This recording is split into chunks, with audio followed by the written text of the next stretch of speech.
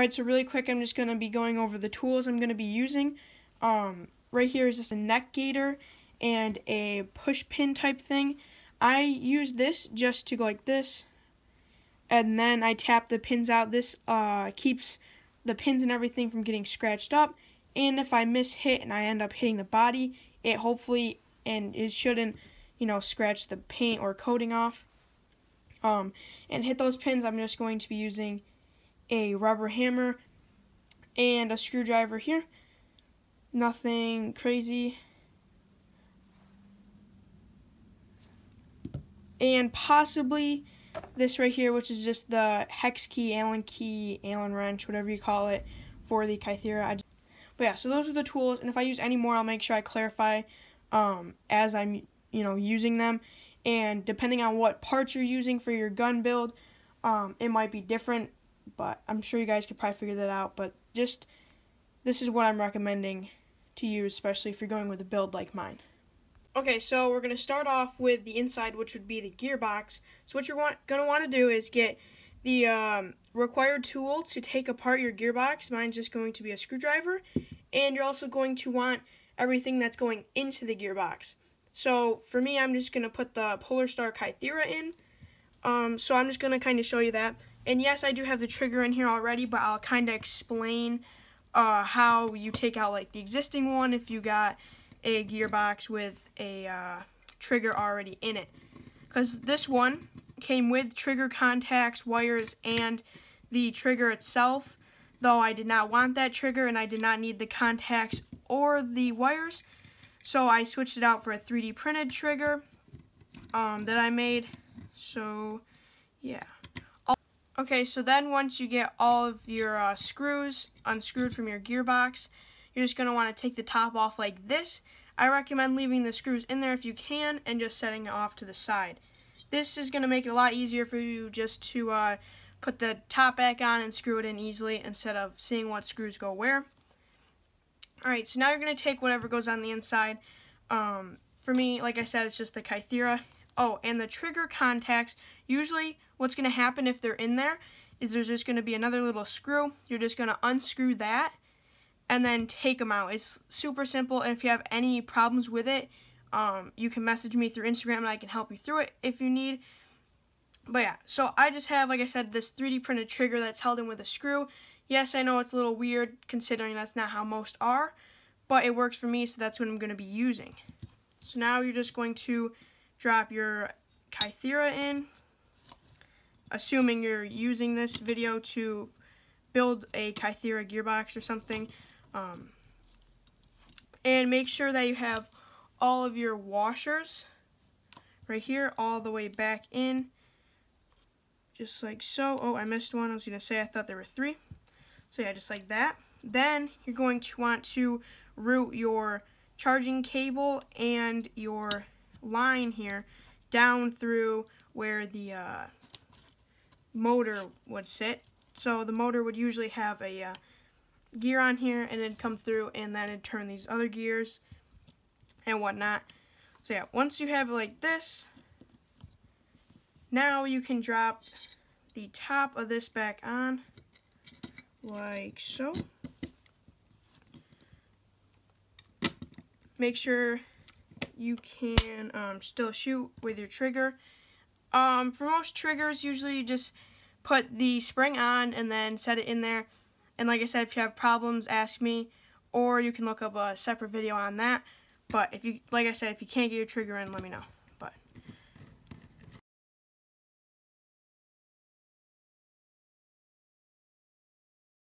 alright, so now I'm going to take my hose from my HPA tank and I'm going to connect it like so. Heard it click. I'm going to press my finger over like this just to make sure there's no leaks, because that was an existing problem. I ended up sending it back and they fixed it up. Kudos to them. I didn't feel any leaks, so I'm just going to test the trigger, make sure it works. And sorry if this is really loud, I'll try and tune down the volume in editing.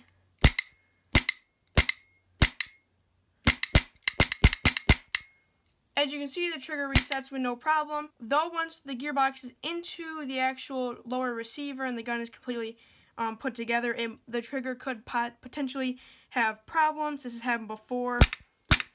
So yeah, because I did put this gun together, and then the Kythera started leaking again, so I had to send it back.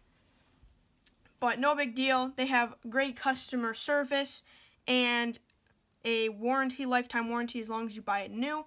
So if you're gonna buy a Polar Star of any sort, I recommend you buy it new. You can even buy it from a different store, like Evike or Amped Airsoft, for example. And if anything happens, they will still fix it. You might have to pay shipping there, but on the way back, they pay that shipping, and they package it very well. But yeah, so there you go. Gearbox is made. Now we're going to go on to putting this into the lower receiver. Alright, so to put this into your lower receiver, you're going to need a push pin of some sort, anything that you can push the pin out. You're going to need something that can push this gearbox pin out.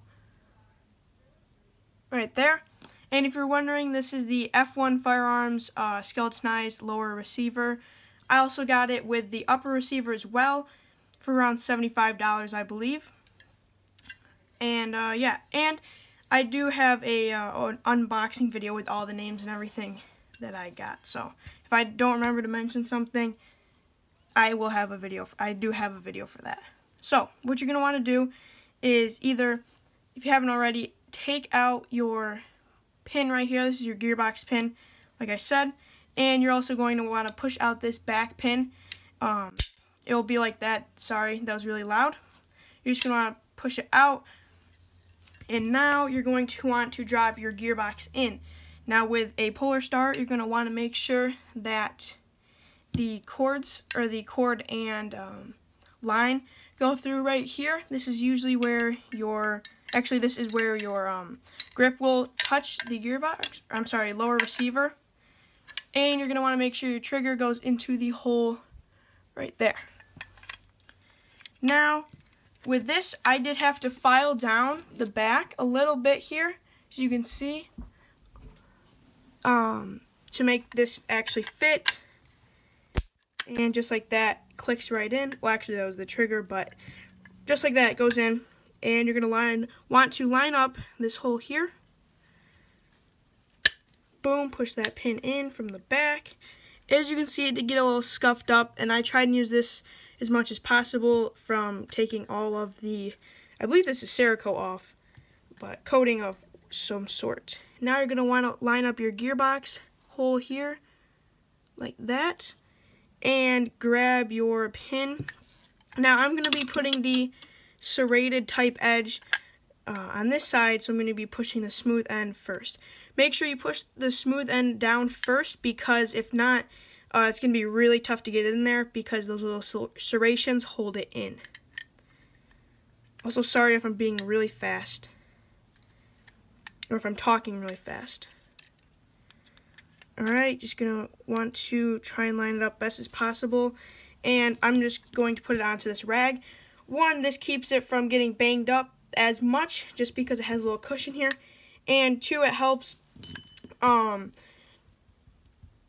this going like into my table, even though it shouldn't, but still. Now we're going to take the rubber hammer. This is why I recommend a rubber hammer. And we're going to lightly tap it in, just like that. And mine's not all the way in, which is fine for right now. But yeah. So there's that. Your lower receiver is now on. So now we're going to be putting on the grip.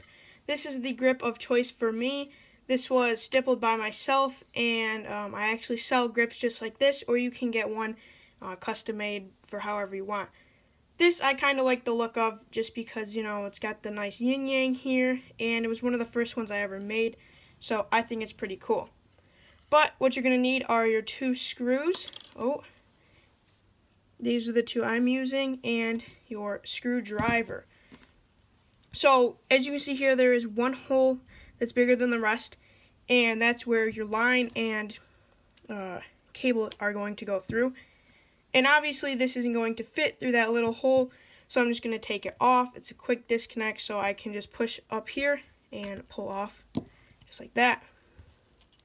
Now, here comes the tough part for me, because this piece here and this line sometimes don't go through together, so I have to do it in a way where I put the actual cord through first.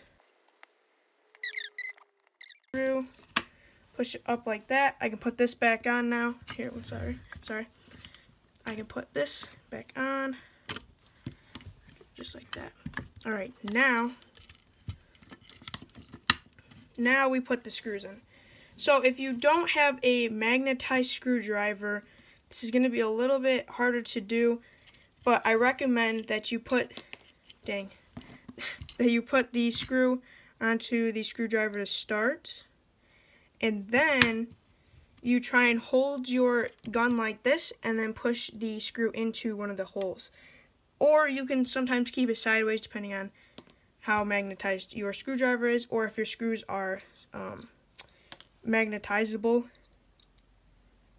There we go, just got my grip on. You can do 4 screws if you have all 4 screws. I only had 2, so I just did 2. So yeah, there we go. We have the lower almost complete. I almost forgot our mag release. So for my mag release, I will be needing a Allen key or Allen wrench. The 2 here, that's what we're going to be using for this one specifically. So if you don't know how to put a mag release in, it's actually quite simple. This one is an ambidextrous mag release, but they're basically all the same. So you're going to want to take the longer end like this and your longer piece like that, and put this through the hole here, like so. And now you're going to want to hold it, flip it. Once you get it flipped, you can kind of just set it down. Now you're going to want to take your spring and drop it over top right here, just like that. Now you're going to take your actual push piece here. I don't really know what the proper name for this would be. And it will fit right into here. Oh, mine just fell out. Hold up. Boom, there we go. Alright, so this should fit on here. Yep. Now you're going to put your screw through. And these might be different depending on yours. And we're just going to screw it down. Push it in a little bit, just so it's lined up properly. And then screw it the rest of the way.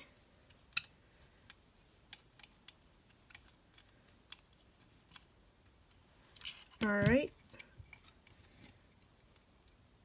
That's good. So now it is lined up good and in. It does sound a little bad because the coating is kind of rubbing a little bit. I might put some grease on there just to stop it from making any noise. So there we go. Now, I'm not going to be using a selector switch because I don't need one for the Kythera since it is semi only. And if I want it on safety, I just won't put the air in. I know I could probably do this a better way, but once again, also I don't even have a real trigger in here for this, even though that doesn't really affect it. But anyways, I'm not going to be using a selector switch right now. Alright, so now we're going to move on to assembling the upper receiver, and I'm just going to take this right out of the way for now because I'm going to talk about this a little bit later, especially because we're putting it in last. So, for the tools I'm going to be using, I'm going to be just using this Allen wrench here for the mounting hardware. I also might be using this right here, which is just my thingy, whatever, and a rubber hammer, maybe to tap the rail on, depending on how stiff it still is to fit onto my mounting hardware here. So this is the barrel nut, and I believe they call this the caddy, the rail caddy. I could be wrong here, but basically what it does is it just goes into here, into your rail, maybe, and it pushes down farther, and then this is what holds your rail on, basically. And that's also where those screws will go, right through here. But yeah, we'll get to that in a second. I also have the little washers here, and this is just a piece of foam that I was sticking into right in here, just because it would help with my barrel wobble, because it did wobble a tiny bit, but this seemed to fix the problem. So if you have any problems like that, try and find a small piece of foam or fabric Just you might have to work with it, experiment with it, but don't, get a piece of fabric or anything unless you really need it, because it's more hassle, I guess. Also, we have the upper receiver itself and the outer barrel. And I know this did get a little scuffed, don't mind it. It's my bad. Yours should not look like that. That was my fault. But anyways, let's start out with the barrel and whatnot. Alright, so these are the parts you're going to need. If you have one, your rail caddies, I'm just going to keep calling it, outer barrel, upper barrel nut if you need one, most do, and your washers and whatnot if you have them or need them. So first thing we're going to start off with is the outer barrel. You're going to want to make sure the prongs are in this position right here, an upside down T, like that, and they will correspond with these holes here, like so, or you can go off this top bigger notch, which most have, but if not, just remember the upside down T. Slide it into there, should fit good.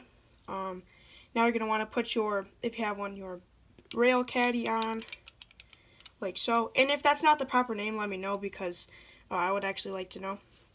And then I have my washer pieces, if I could pick them up, that go onto here, and they'll go like right here is what I'm trying to show. Okay, and then I'm just going to take my barrel nut,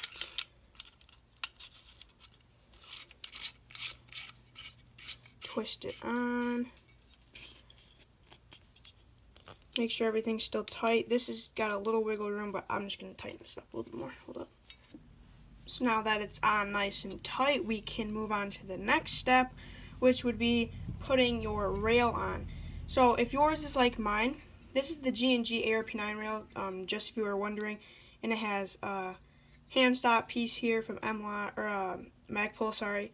I don't know if this is Magpul. Yes, it is Magpul. Picatinny rail mount, sorry, and then a piece of this is the command strips for like hooks and stuff for your wall. It's the Velcro type, and I'll talk about this later too. It's basically just hold my flashlight pad on, but like I said, I'll get to that in a second. Okay, so mine was a real pain, and it was really tight, and so taking it off, I ended up making these marks in here. I know.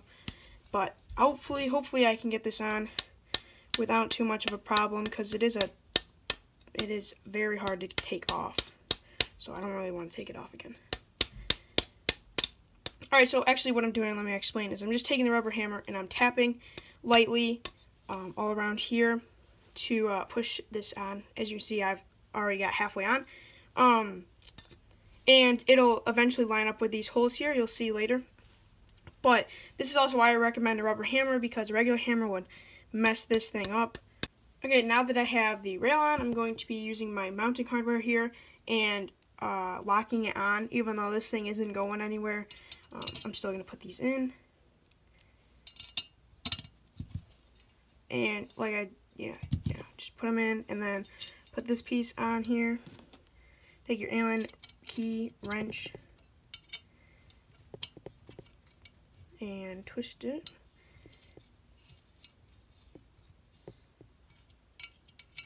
Now, these don't necessarily have to be extremely tight.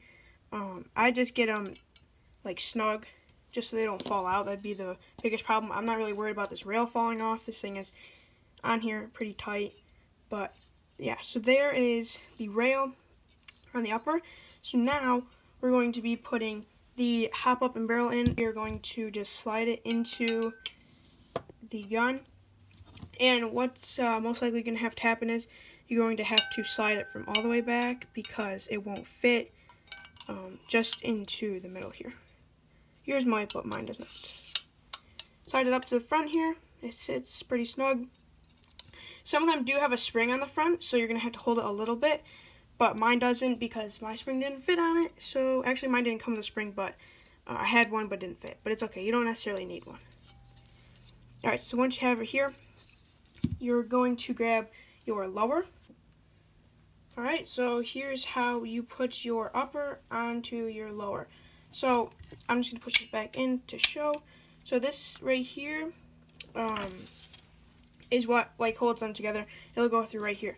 So what you're going to want to do is pop this out. Some of them are going to be tough, so you might have to use your little pin pusher thingy, whatever you're using for that, to push it out, just like this.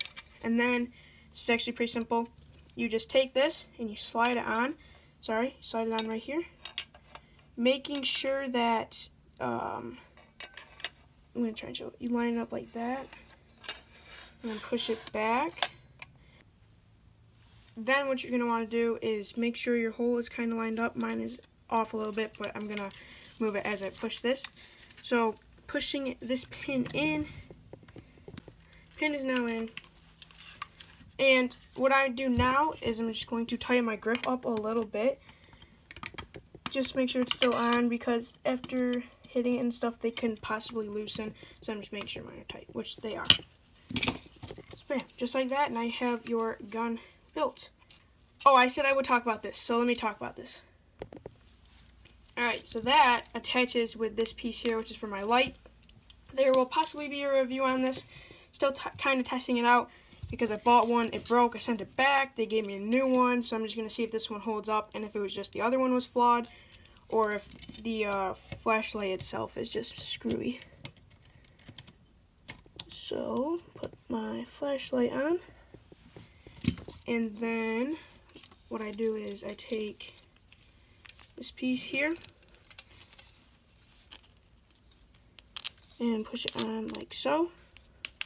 So now I have my pressure pad in the front, and I know it does look a little weird, but it's there and it works really good. And you can also put your tracers or suppressors or flash hiders, whatever barrel accessories you have, on. Ooh, looks better now.